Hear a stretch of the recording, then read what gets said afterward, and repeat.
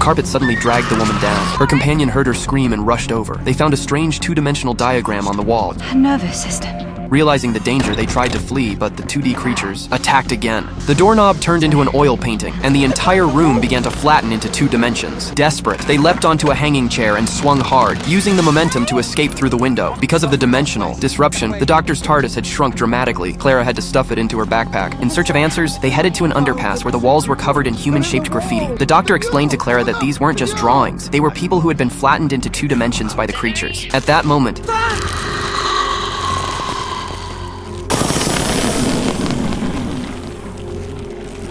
under the doctor's guidance, Clara used the sonic screwdriver to translate the 2D creature's language, but one man didn't believe it was real until he was absorbed into the 2-dimensional world. The group moved into an underground tunnel, hoping to escape through another exit, but the doorknob there had also been flattened. Suddenly, a giant 2D hand reached out from behind and pulled a man directly into the flat dimension. After absorbing enough energy, the creatures evolved. They became fully 3-dimensional. The doctor handed Clara a device, an anti-2D weapon capable of restoring dimensional structure. The doorknob returned to its original shape, and the group fled through the door. To prevent pursuit, Clara reversed the settings and flattened the doorknob again, but it didn't work. The creatures had evolved. They could now control dimensional energy and even mimic the appearances of missing people. While fleeing, the TARDIS accidentally fell onto a railroad track. The doctor opened the door and saw a train speeding toward him. He reached his hand out, propped up the TARDIS, and pushed it bit by bit with his fingers. Just as the train was about to hit, he narrowly escaped. But as he walked along a dirt mound, the TARDIS tipped over again. The doctor quickly activated its lockdown mode and lost all contact with the outside world. Clara, worried about the doctor's silence, used the sonic screwdriver to create a red signal light that stopped the train.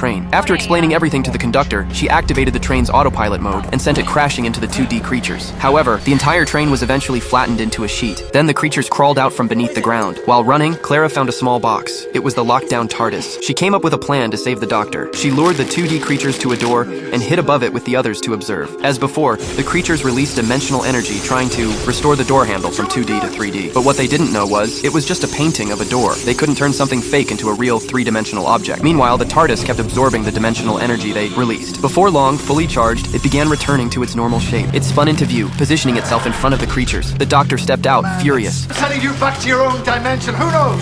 You are not welcome here. This plane is protected. I'm the doctor. With that, he banished them, sending the 2D creatures back to the world they came from.